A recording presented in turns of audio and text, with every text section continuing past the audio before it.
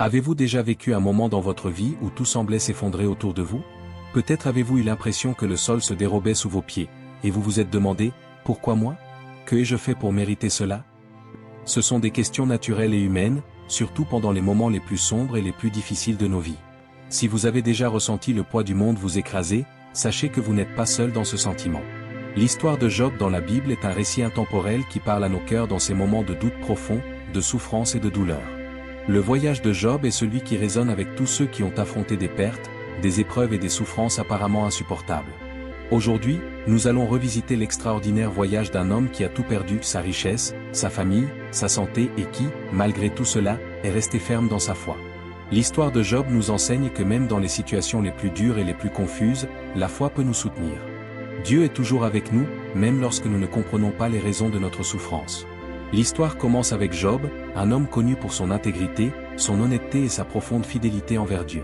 Il vivait dans le pays d'Uz, où il était extrêmement béni. Job possédait de vastes troupeaux de moutons, de béhufs, de chameaux, et de nombreux autres animaux. En plus de sa richesse matérielle, Job était béni d'une grande famille, 7 fils et 3 filles.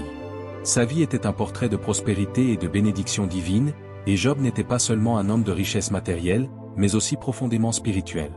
Chaque matin, sans faute, Job se levait tôt et offrait des sacrifices à Dieu pour lui-même et pour sa famille, craignant que ses enfants n'aient péché ou offensé Dieu d'une manière ou d'une autre. Sa dévotion était inébranlable, et sa relation avec Dieu était profonde et sincère. Il était respecté de tous ceux qui le connaissaient comme un exemple de justice et de crainte du Seigneur. Imaginez, pendant un instant, la vie que Job devait mener. Un homme qui avait tout ce que n'importe qui pourrait souhaiter, une famille prospère, une prospérité abondante, le respect dans la communauté, et surtout, une relation profonde avec Dieu. Sa vie semblait parfaite. Mais alors que Job profitait de cette vie bénie, quelque chose de profond se passait au ciel. Satan, l'adversaire, se présenta devant Dieu et remit en question la fidélité de Job. Il suggéra que la foi de Job était superficielle, affirmant que Job n'aimait Dieu que parce qu'il avait été si largement béni. Bien sûr qu'il est fidèle, argumenta Satan. Tu l'as protégé et tu lui as donné tout ce qu'il pourrait désirer. Mais enlève-lui tout, et il te maudira sûrement en face. Ce défi n'était pas seulement une attaque contre la foi de Job, mais aussi contre la relation entre Dieu et ses disciples. Job resterait-il fidèle si tout lui était enlevé? Son amour pour Dieu était-il conditionné par ses bénédictions? Alors, Dieu permit à Satan de tester la foi de Job. Cependant, il imposa une limite à ce que Satan pouvait faire. Satan pouvait tout enlever à Job, mais il n'était pas autorisé à nuire à sa vie. En une seule journée, la vie de Job fut complètement détruite. Tout d'abord, un messager arriva en courant vers Job avec de terribles nouvelles. Ses troupeaux de béhufs et d'ânes avaient été volés, et les serviteurs qui les gardaient avaient été tués. Avant même que Job ne puisse traiter cette perte, un autre messager arriva avec des nouvelles encore plus dévastatrices. Un feu venu du ciel était tombé et avait consumé ses moutons et les bergers. Et juste quand il semblait que les choses ne pouvaient pas empirer, un autre messager vint annoncer à Job qu'un grand vent avait détruit la maison où tous ses enfants étaient réunis, les tuant tous. En un clin d'œil, Job perdit tout ce qui lui était cher. Ses biens, sa richesse, et, plus tragiquement, ses enfants, tout disparu. La dévastation émotionnelle était au-delà de toute compréhension. Perdre une richesse matérielle est une chose, mais la perte de ses enfants est une blessure qui coupe profondément l'âme. Maintenant, mettez-vous un instant à la place de Job. Essayez d'imaginer la douleur et le chagrin accablant qui ont dû le submerger. Son monde, autrefois si plein de lumière et de bénédiction, était devenu sombre et désolé. Mais ce que Job fit ensuite fut remarquable et surprenant. Au lieu de maudire Dieu pour son malheur, Job tomba à terre en adoration et dit : « Le Seigneur a donné, et le Seigneur a repris, béni soit le nom du Seigneur. » Job 1 verse 21. Même après avoir subi une perte inimaginable, Job resta fidèle. Il reconnut que tout ce qu'il avait lui avait été donné par Dieu et que c'était dans le pouvoir de Dieu de le lui retirer. La réponse de Job est un puissant exemple de confiance et de soumission à la volonté de Dieu, même lorsque la vie n'a pas de sens. Comment réagiriez-vous si vous deviez faire face à une perte aussi terrible que celle de Job? Pourriez-vous encore vous accrocher à votre foi comme il l'a fait? Réfléchissez à cela et partagez vos réflexions. Satan, frustré par la fermeté de Job, n'en avait pas fini. Il s'approcha de Dieu une nouvelle fois, cette fois en demandant la permission de nuire physiquement à Job, croyant que la souffrance physique briserait finalement l'esprit de Job. Ainsi, Satan fut autorisé à affliger Job de plaies douloureuses de la tête aux pieds. Job, autrefois un homme de force et de santé, devint méconnaissable. Tout son corps était couvert de furoncles, et la douleur physique était insupportable. Job, dans une agonie totale, s'assit sur un tas de cendres, grattant ses plaies avec un morceau de poterie brisée. Même sa femme, voyant sa souffrance, l'exhorta à abandonner. « Gardes-tu encore ton intégrité ?» demanda-t-elle. « Maudit Dieu et meurs. » Ce moment était crucial. Même ceux qui aimaient Job, ceux qui étaient proches de lui, commencèrent à douter de sa foi et remirent en question son Dieu. Mais Job, bien qu'il souffrit d'une douleur inimaginable, à la fois physique et émotionnelle, répondit avec sagesse et patience. Accepterons-nous de Dieu le bien, et n'accepterons-nous pas aussi le mal? Job 2 verse 10. La réponse de Job montre la profondeur de sa foi. Il comprit que les bénédictions et les épreuves de la vie venaient toutes de Dieu, et que la foi ne devait pas être conditionnée à la réception de seules bonnes choses.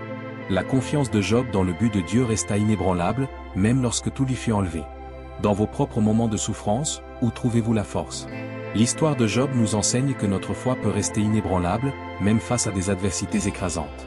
Comment faites-vous face aux moments difficiles? Partagez votre histoire avec les autres. La nouvelle des souffrances de Job se répandit, et 3 de ses amis, Éliphaz, Bildad et Tsophar, vinrent lui rendre visite. Au début, ils firent quelque chose de profondément respectueux. Ils s'assirent avec Job en silence pendant 7 jours, pleurant avec lui. Dans de nombreuses cultures anciennes, cet acte de présence silencieuse pendant le deuil était considéré comme l'un des plus grands actes d'empathie et de compassion. Mais après cette période, le ton de la visite changea. Au lieu d'offrir du soutien, les amis de Job commencèrent à remettre en question sa situation. Ils insinuaient que Job devait avoir commis un grand péché pour mériter une souffrance aussi immense. Ils croyaient que la justice de Dieu signifiait que la souffrance était toujours le résultat d'un méfait. À leurs yeux, les tragédies de Job ne pouvaient s'expliquer que par un péché caché dans sa vie. Imaginez ce que Job devait ressentir. En plus de sa douleur physique et émotionnelle insupportable, maintenant ses propres amis, ceux qui étaient venus pour le réconforter, l'accusaient. Mais Job, dans son innocence, se défendit. Il savait qu'il n'avait rien fait pour mériter un tel destin.